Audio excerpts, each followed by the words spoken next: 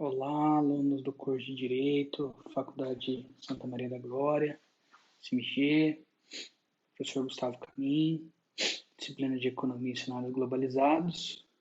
Estamos aqui para iniciar mais uma aula, tá? Aula aí da 11ª semana. Estou verificando aí que nem todos estão fazendo as atividades, né? Não estão assistindo os vídeos aí. É interessante estar acompanhando pelo menos as aulas aí, pessoal, para ter presença, fazendo as atividades para ter nota, ok? Essas situações vão ser pontuais no final do bimestre. Beleza? Então, só para a gente fazer uma retrospectiva aí das nossas aulas. Nesse bimestre, então, nós vimos as firmas, né, as empresas, os fornecedores, prestadores de serviços, que vai cair na nossa prova do segundo bimestre. Aí nós tivemos a prova do primeiro bimestre, a devolutiva da prova, algumas revisões, reconsiderações. E na aula passada nós vimos os agentes públicos, né, que podem ser consumidores, podem ser firma, fornecedor, e atuam de forma direta na economia também como regulador da atividade, os termos da Constituição, tudo dentro da nossa lei fundamental. Beleza, pessoal? Tem, então, nenhuma dúvida, nenhum questionamento? Vamos dar início à nossa próxima aula, então, que é a aula de hoje. Vamos estar iniciando um tópico novo, tá? Até porque, a princípio, nós terminamos os agentes, tá? Uma parte aí dos livros de economia vai dizer que nós temos um quarto agente, que seria o mundo ou o comércio internacional, tá? Comércio internacional, nós vamos analisar famílias e firmas e poderes públicos de outros países, em especial tendo aí exportações e importações. Então, quando nós formos falar aí das políticas macroeconômicas, nós vamos estar adentrando nesse ponto, tá? No tocante à microeconomia, são esses três agentes, tá? Então, nós concluímos aí a parte da microeconomia, que é o que nós estávamos vendo desde lá, quando nós estávamos falando do mercado, das estruturas, né? Analisamos agente por agente, força por força. Beleza? Bom, pessoal, na aula de hoje, então, nós vamos estar falando aí sobre sistema financeiro. Porém, antes de nós falarmos do sistema financeiro, que ele é, como é que funciona, qual é a sua estrutura, interessante nós estarmos falando da moeda, né? Porque hoje o sistema financeiro, uma das suas funções é, querendo ou não, emitir moeda, administrar a moeda, beleza? Então, interessante só a gente fazer uma introdução aqui sobre a questão da moeda, que ela é algo não tão recente, mas ela foi uma criação do homem, né? Lá no início, quando o homem ele precisava se alimentar, ele caçava, ele utilizava dos produtos que o ambiente dava para ele e ele mudava de lugar. Então ele não tinha nenhuma forma de troca, ele usava o que ele tinha e pronto. A partir do momento que o homem começou a se estabelecer em comunidades, tá, pessoal? O ser humano viu aí que ele podia estar comercializando com aqueles ao seu redor. Então, a minha família viu, por exemplo, poderia comercializar com a família do meu vizinho. Só que como é que nós iríamos fazer esse comércio? Então aí que surge a chamada troca direta, pessoal, ou escambo. Então o que seria a troca direta ou o escambo? Vamos supor que eu seja produtor de feijão e o meu vizinho produtor de arroz. E eu queira comprar o arroz do meu vizinho e o vizinho queira comprar eu queira comprar o arroz do meu vizinho e meu vizinho queira comprar o meu feijão. Então nós vamos trocar. Então eu troco um pelo outro. Essa é a chamada troca direta. Troco um produto pelo outro. Ou eu troco um produto por um serviço, tá? A remuneração do serviço, então, por exemplo, poderia ser com meu feijão. Há quanto tempo dura esse seu serviço? Eu pago com tanto de feijão, tá? Aqui um exemplo, mas até então não era tão simples. Por que não era tão simples, pessoal? Porque eu precisava achar alguém que quisesse comprar o meu feijão e alguém que quisesse, e esse mesmo alguém que quisesse comprar o meu feijão, ele tinha que querer vender para mim o arroz. Então, às vezes, você acaba demorando alguns dias aí para estar fazendo essa troca, esse escambo. Sem dizer que às vezes eu tinha que viajar com essa mercadoria e, querendo ou não, era perigoso, ok? Com o passar do tempo, então, o homem ele descobriu que ele poderia estar utilizando os metais preciosos, especial aí prata, ouro, ok? Então começou-se a utilizar o valor desses metais. Então você trocava o feijão, o arroz, a vaca por uma determinada quantidade de ouro, ou prata, ou cobre, ou bronze. Beleza, pessoal? Então aí você começou a utilizar a moeda pelos metais, tá? E aí, especial ali no período do mercantilismo, esse metal era o objetivo dessa época, tá, pessoal? Por quê? Porque os povos, os países na época ali, eles queriam ter o máximo de riquezas possível, o máximo de produtos para vender e ter que comprar pouca coisa ou coisas que não valiam tanto. Então, eu trabalhava ou eu produzia e vendia e era remunerado por uma quantidade de ouro ou prata. Então aí se surgiu a moeda, há uma troca indireta. Por que é uma troca indireta? Eu lhe dou o meu feijão, você me dá moeda. Eu vou comprar o arroz do meu vizinho, eu vou dar moeda. Então não é objeto para objeto, não é uma troca direta, mas sim uma troca indireta. Beleza, pessoal? Aí, com o avanço, né, principalmente também da tecnologia, começou-se a emitir, além da evolução da tecnologia, ainda se tinha o problema de você ter que viajar com muito ouro, muita prata, muitos metais, né? E assim como viajar com muitos produtos para fazer a troca direta, você precisava de uma proteção grande, precisava de guardas, né, nas suas caravanas, enfim. Então começou-se a também surgir aí uns documentos que valiam por aquela quantidade de ouro, né? É um embrião aí dos chamados títulos de crédito, tá? E com a evolução de toda essa situação, nós chegamos no chamado papel moeda, né? O dinheiro que nós temos hoje, por exemplo, né? Ou os títulos de crédito, eles são chamados de papel moeda. Substituem a necessidade de você estar com toda aquela quantidade grande de moeda, você passa a ter o papel moeda, né? O dinheiro, o real, o dólar, enfim. E hoje, inclusive, pessoal, nós também já estamos falando em moedas virtuais aí, né? Não das criptomoedas, mas também.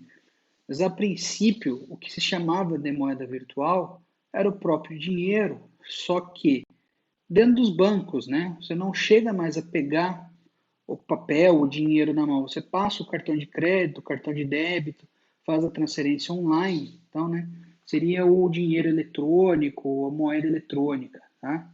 E depois também as chamadas criptomoedas, que daí é outras vertentes de moeda, que também tem o seu valor, mas hoje ainda está engatinhando a sua situação, né?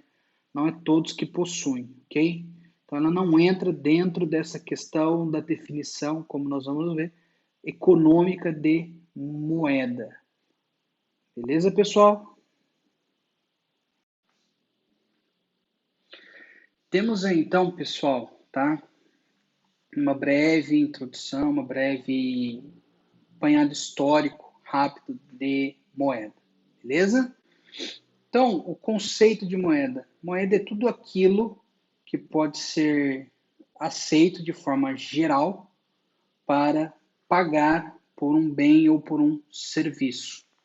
Então, por isso que eu falei para vocês que criptomoeda ainda não acaba sendo aceito, porque não é aceito geral, né? Não é todo mundo que se recebe por criptomoeda, que se paga por criptomoeda. Porém, aí, sei, acredito eu, professor, que num futuro aí, próximo, longo, curto ou longo, talvez estejamos falando só em criptomoedas, tá? Mas hoje ainda falamos em dólar, falamos em real, falamos em euro, tá? Então essas são moedas. Por quê? Porque são aceitas de forma geral, tá? Você vai em algum lugar, você pode pagar em real, que é a moeda corrente do Brasil, por exemplo, que é o nosso dinheiro, todo lugar tem que aceitar, beleza? Aí, lugares podem aceitar o real, o dólar, enfim, né? Se você for para outros países, outras moedas, você, às vezes eles acabam aceitando outras moedas, tendo que fazer a conversão ali na hora, ou você tem que ter a moeda do país. Mas vamos levar em consideração que, se de forma geral, é no mínimo dentro do território nacional. Então, se eu for para qualquer lugar do Brasil, o pessoal tem que aceitar real, ok?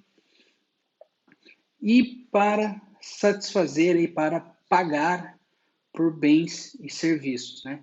Por dar liquidação às minhas obrigações, tá? Então, qualquer remuneração de um bem, de uma mercadoria ou de uma prestação de serviço hoje é pago com moeda. Então, nós temos hoje, no Brasil e no mundo, apenas a troca indireta. Beleza? Tranquilo?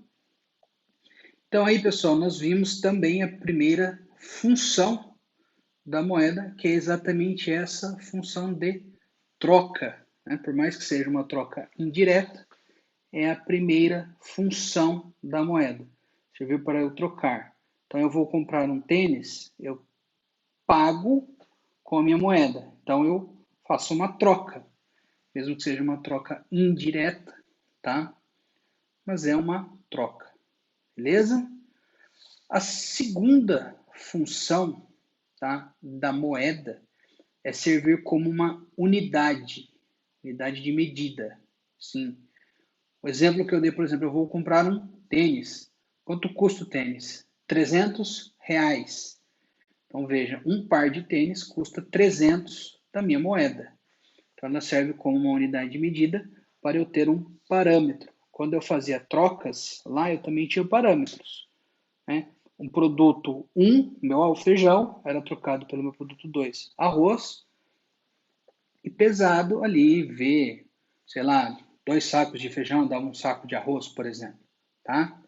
Na época era troca direta. Hoje, ela serve como uma unidade de medida, que é a medida pela qual eu preciso ter para estar pagando alguma coisa a alguém, beleza? E a terceira função da moeda é demonstrar reservas. Tá ok, pessoal? Então, vamos supor aí que eu ganhe minha remuneração aí de R$ 5.000, beleza? E desses meus R$ 5.000 eu gasto apenas 2.000 por mês. Então sobra ali para mim R$ 3.000. Esses R$ 3.000 que sobram é a minha quantidade de reserva. Então é a minha reserva em moeda corrente. Posso ter reservas em outros bens? Posso. Posso ter uma reserva em carros, posso ter uma reserva em aviões, bens móveis, bens imóveis, tá? Só que a moeda ela serve como uma medida de reserva, tá? Ela ficando comigo em casa, como antigamente o pessoal guardava embaixo do colchão, no guarda-roupa, num cofre em casa, às vezes até hoje o pessoal guarda em cofre, né? Ou você guardar no banco, tá? Vai ser as reservas que você tem no banco, sua poupança que você tem no banco, seu CDB, enfim, são as suas reservas que você possui, tá? Que serve aí para ser demonstrado pela sua moeda. Beleza, pessoal? Um outro detalhe da moeda, aí uma necessidade, a gente está falando de uma característica da moeda, é a sua liquidez, né? Ela é extremamente líquida, ou seja, ela é fácil de ser medida para ser paga. Então, se você tem ali a sua reserva ali de 10 mil reais e você precisa desses 10 mil reais, você vai, pega e paga. Né? Então, assim que você mede a liquidez de uma moeda. Se você tem rapidez em tê-la ou se ela é mais demorada, é mais difícil de ter, né? Por exemplo, você tem 50 mil reais na sua conta e você vai precisar de 20 mil dele, você vai, saca e paga. Né? Você tem uma liquidez rápida. Agora, num exemplo aí que você tem ali algumas casas de aluguéis, 500 mil reais investidos, e você acaba tendo um problema de saúde e vai precisar de 50, 60 mil reais, você não tem esse dinheiro na sua conta. Você então vai ter que estar fazendo o dinheiro aparecer, talvez vendendo um imóvel. Só que você não consegue vender um imóvel de forma rápida. Talvez aí até consiga vender de forma rápida, mas você não consegue vender tão rápido, você não consegue o dinheiro tão rápido como se você já tivesse ali na sua reserva. Acho que nós falamos da terceira função, que é a reserva ser interessante em moeda. Beleza, pessoal? E nós temos aí uma última situação a estar analisando da moeda, que é o seu valor. Não sei se vocês já falaram, vocês já viram, já prestaram atenção, alguém está falando que o meu dinheiro está valendo menos ou está valendo mais. Como que é essa comparação, pessoal? Eu analisando a função troca, tá? Você vai ao mercado e você verifica que você consegue comprar 10 unidades de um determinado produto com 100 reais, que é o dinheiro que você separa para fazer essa compra. Quando você vai no mercado e você não consegue mais comprar 100 desse produto, mas ser 10 desse produto, você compra 9, você viu que o seu dinheiro, sua moeda, perdeu valor. Por quê? Porque agora está mais caro, está mais difícil comprar um determinado produto. Tá? Da mesma forma, se você conseguir comprar 11 com os mesmos 100 reais, seu dinheiro vai estar valorizado, sua moeda vai estar valorizada. Beleza, pessoal? Tranquilo? E um último tópico aí para a gente estar falando da moeda, tá? O mercado de moedas funciona como um mercado comum, como nós já analisamos. Se nós temos uma grande oferta de moedas, seu valor vai ser menor. Se nós tivermos uma oferta baixa, seu valor vai ser maior com base na oferta e na demanda. Por isso que quando nós vamos falar de câmbio, né, que é a troca de uma moeda pela outra, você pode falar em variação do preço, por exemplo, do dólar, do euro, condições normais, sem estar analisando crises, beleza? Quando sobe, abaixa, é por essas questões. Ou você tem mais oferta de dólar e de euro, assim o seu valor diminui, ou você tem uma oferta menor, assim o seu valor aumenta. Beleza? Aí, pessoal, essa questão aí da moeda, o mercado de moedas, né? Se o país precisar liberar mais moedas, precisar estar comprando moedas, enfim, você pode estar analisando também a inflação e a deflação, situações que nós vamos estar vendo aí mais para frente quando nós formos falar da macroeconomia, para as próximas aulas, beleza? Nós vamos estar falando agora então do sistema financeiro nacional, beleza? O sistema financeiro nacional, tá? Ele está aí regulado na nossa Constituição Federal como quase todas as situações econômicas, lá na ordem econômica, no seu artigo 192. Beleza? Tranquilo? Artigo 192 da Constituição da República prevê lá, então, como vai ser o sistema financeiro e como ele vai ser regulado mediante leis que vão estabelecer seus critérios e como as coisas vão estar acontecendo. Beleza? Aqui também nós podemos fazer a ressalva, né, de que então nós temos o poder público que faz as normativas e nós também podemos ter o poder público como fornecedor do sistema financeiro, principalmente com o Banco do Brasil e Caixa Econômica, Banco Nacional de Desenvolvimento Econômico e Social, BNDES, e o Bacen. Bancos, exemplos. Beleza? Vamos estar vendo um pouquinho mais a fundo. Então, pessoal, sistema financeiro nacional, que vem a ser sistema financeiro. Então, é o aglomerado aí de estruturas públicas e privadas que mexem com o mercado financeiro. O que seria o mercado financeiro, pessoal? O mercado financeiro nada mais é do que a ligação entre pessoas que possuem dinheiro para pessoas que precisam do dinheiro.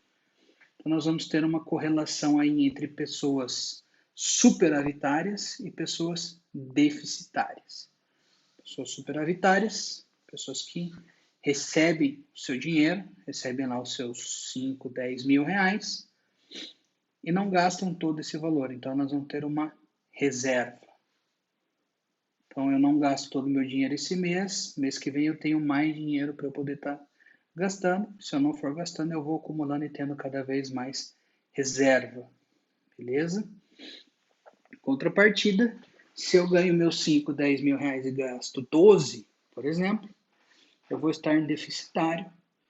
No próximo mês eu tenho que gastar menos, tenho que reservar mais, ou senão vou acabar entrando na bola de neve aí de juros, enfim. Beleza, pessoal? Então, o nosso sistema financeiro, ele é intermediário, tá? Ele não é agente principal, tá?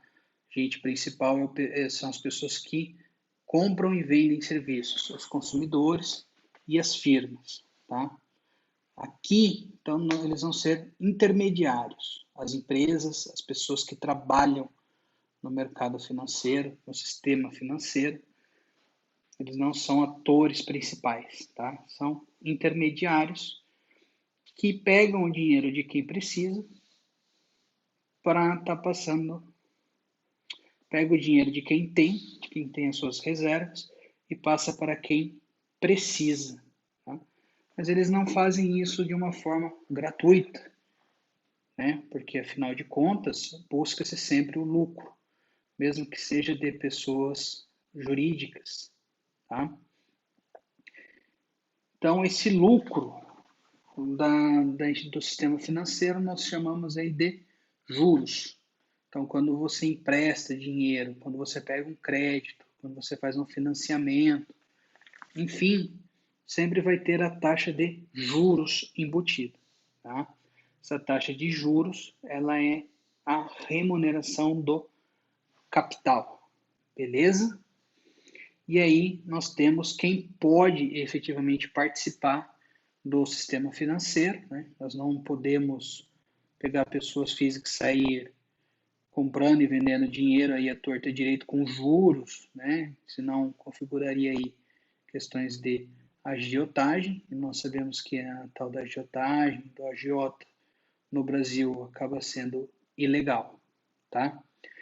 Então nós vamos ter aí as instituições que são as que podem estar fazendo isso. Eles pegam o dinheiro daquelas pessoas superavitárias. Essas pessoas superavitárias podem ser pessoas físicas, famílias, pessoas jurídicas, empresas, firmas, e o poder público. Tá? Apesar de o poder público ser raro, tá? Eu não saberia dizer para vocês se existe algum poder público, algum país que seja superavitário, mas em teoria podemos ter. Da mesma forma como deficitários, nós podemos ter pessoas físicas, famílias jurídicas, firmas, e o poder público, que são aqueles que precisam do dinheiro. Beleza? Então, aqui nós temos o quê? O poder público, o sistema financeiro, dividido em 3 grandes situações. Tá? A primeira situação é a situação normativa, que são aqueles entes, aquelas pessoas, aqueles órgãos que criam as normatizações de como vai funcionar o sistema financeiro, tá? São órgãos, entidades da administração pública, do poder público. Beleza? Nós vamos ter aí, então, a nossa segunda parte, que são aqueles que operam o sistema monetário, tá? Ou seja, aqueles que pegam o dinheiro, efetivamente, e passam adiante com a sua remuneração de juros, que aí nós podemos ter pessoas públicas ou privadas, né? Nós podemos ter públicas, Caixa Econômica, Banco do Brasil, por exemplo, privadas, Itaú, Bradesco, podemos ter seguradoras, podemos ter previdência complementar, enfim, tá?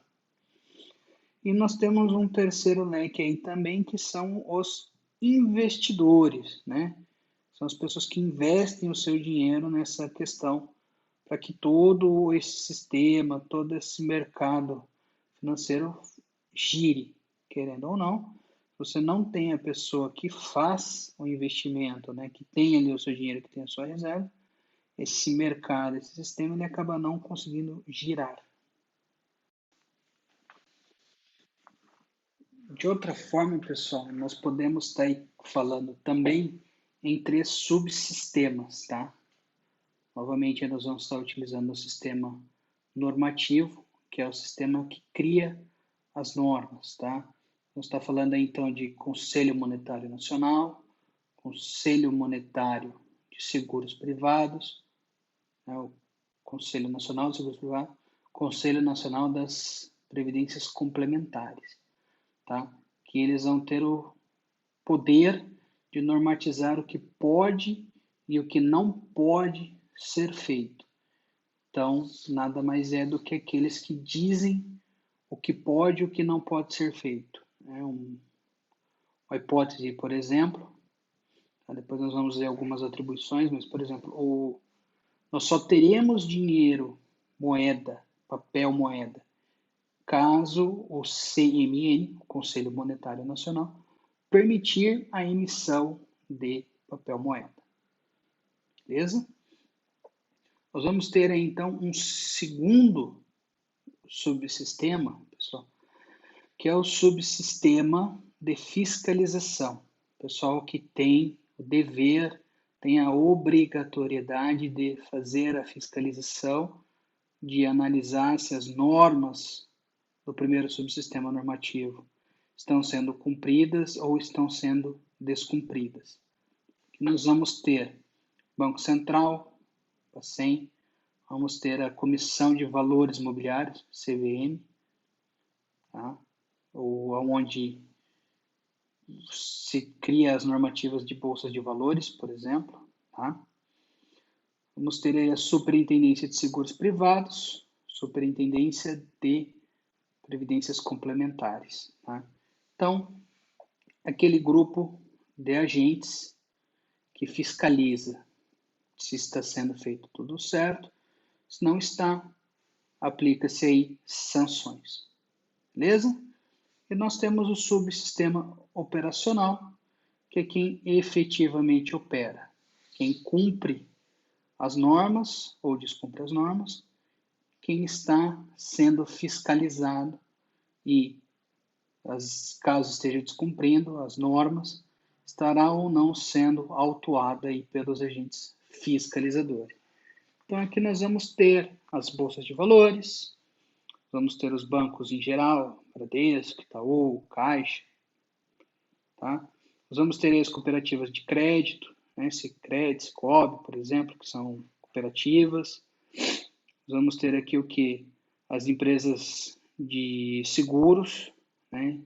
Que vendem seguros, tanto de vida quanto de de bens, beleza? E também nós vamos ter os chamados fundos de aposentadoria ou fundos de pensões, que nada mais são do que as previdências complementares de cunho facultativo, sejam elas de regime aberto ou de regime fechado. Tá? Então, o subsistema normativo, nós vamos ter aí, principal exemplo, Conselho Monetário Nacional, que cria normas. Subsistema fiscalizador, vamos ter aí como grande exemplo o Bacen, que é quem fiscaliza, tá? E o operacional, Banco do Brasil, que é quem faz o sistema fluir, quem faz o sistema rodar. Quem pega o dinheiro de um, aplica para tal lugar, aplica para outro tal lugar, e vai aplicando juros e vai tendo aí seus rendimentos.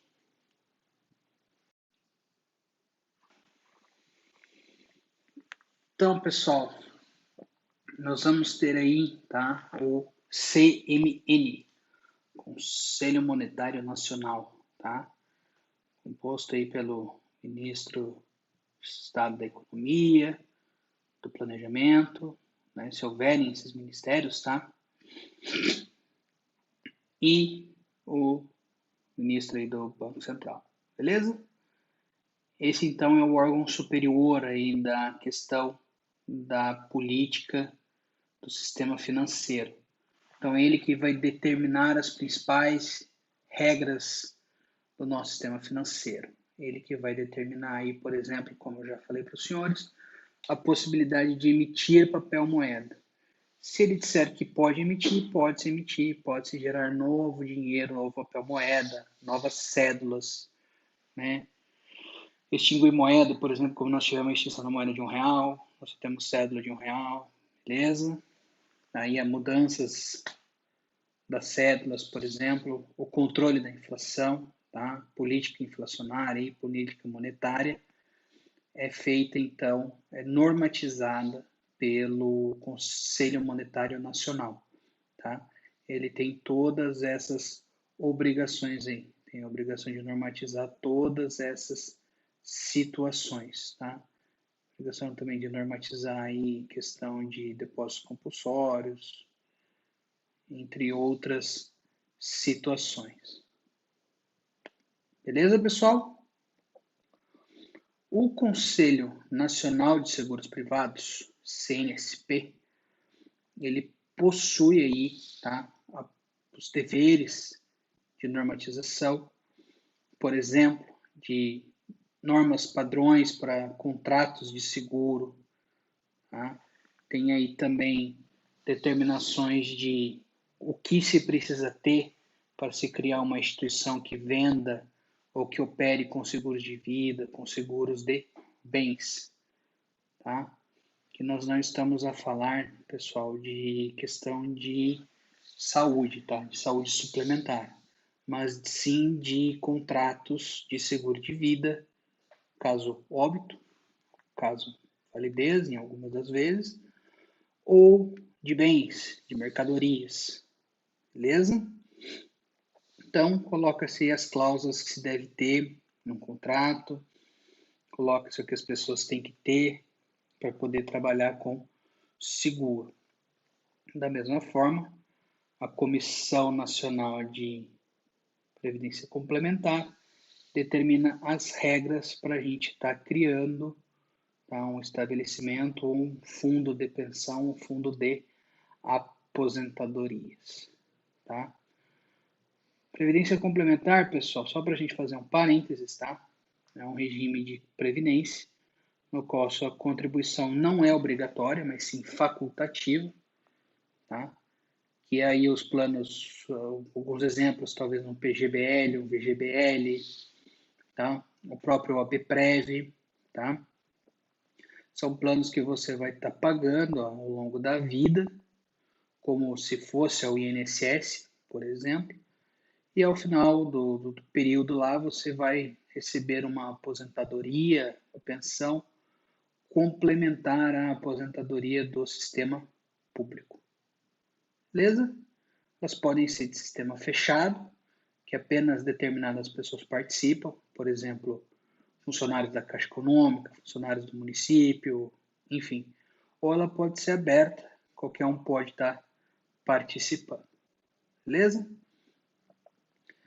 Nós vamos ter aí depois, pessoal, o Bacen, que é o Banco Central do Brasil, tá?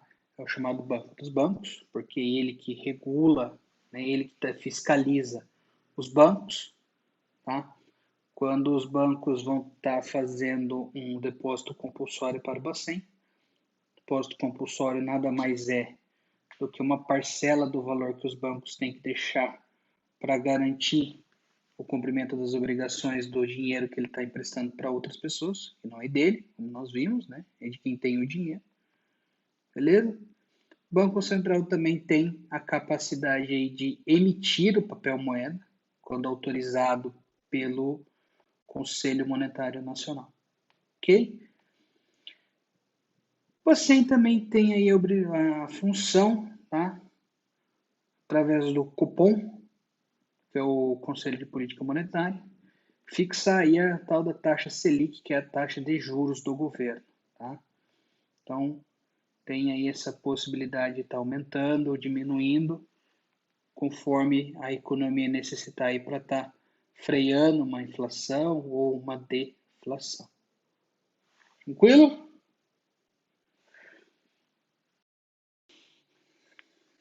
Aí então, pessoal, nós temos, tá, que o Banco Central ele fiscaliza os bancos, por isso também que eu falei anteriormente que é o Banco dos Bancos, beleza? A Comissão de Valores Mobiliários, ela tem a obrigação de fiscalizar, então, o mercado de valores mobiliários, tá? Valores mobiliários são títulos que concedem direitos e deveres às pessoas que o possuem, tá? São colocados à disposição no mercado de valores mobiliários, que hoje, né, o mais comum é a bolsa de valores, tá? Então, aquele que compra e vende ações, a bolsa de valor, por exemplo, entre outros títulos aí que podem ser considerados como valores mobiliários, estão sob supervisão da CVM, Comissão de Valores Mobiliários. Beleza? Nós vamos ter aí a SUSEP, que é a Superintendência de Seguros Privados, tá? Que ela vai ser aí a responsável pela fiscalização dos seguros, tá? Das empresas que vendem seguros de vida e seguros de dano em bens, beleza? E nas previdências de regime aberto, tá? E a Superintendência de Previdência Complementar, ela cuida aí da parte de previdência complementar fechada, tá? Só retificando anteriormente lá também, o Conselho Nacional de Seguros Privados também abarca a previdência complementar de regime aberto. Beleza, pessoal? E nós vamos ter aí o CRSFN, que é o Conselho de Recursos do Sistema Financeiro Nacional. Então, quando uma dessas empresas ou dessas pessoas que operam, né, bolsa de valores, compram e vendem seguros, bancos, enfim, tomam alguma sanção, seja uma advertência ou qualquer outra sanção dos órgãos fiscalizadores, eles podem tá recorrendo a esse conselho de recursos, é um órgão administrativo, tá? Faz parte da estrutura administrativa, não é um órgão judiciário, que ele pode estar revendo, mediante provocação, essa sanção, tá? Daí, na análise desse recurso, ele pode manter a decisão anteriormente fixada, como ele pode diminuir ou até eliminar essa sanção aplicada. Beleza? Esse, então, pessoal, é o sistema financeiro nacional, tá? Nós vamos ter aí também o internacional, que daí é criado pelo Fundo Monetário Internacional, o FMI, e pelo BIRD, que é o Banco Internacional, beleza? Esses organismos foram criados no final da Segunda Grande Guerra, demoraram algum tempo aí para estar se estruturando, beleza? Mas a partir aí do começo da década de 50 já estavam em operação. E é composto pelos países que são signatários dos tratados internacionais que os criam, tá? Até por isso que eles demoraram um pouco para estar entrando em atividade aí, para ser operacionalizado toda essa questão da ratificação dos tratados, beleza? E eles também possuem essas funções, só que a nível internacional. Então, eles emprestam e captam dinheiro de quem precisa e de quem tem para estar passando para outros países. Mas aí você acaba tendo determinadas situações que são exigências, né? Cada vez que você vai fazer um acordo, um tratado, um empréstimo junto a esses organismos, você tem que estar cumprindo os requisitos que eles colocam para poder estar fazendo jus a essa situação. Beleza, pessoal? É isso aí. Tenham um bom dia, boa tarde, boa noite, boa semana, abençoado para todos nós. E vamos estar nos cuidando aí para que a gente possa estar nos encontrando.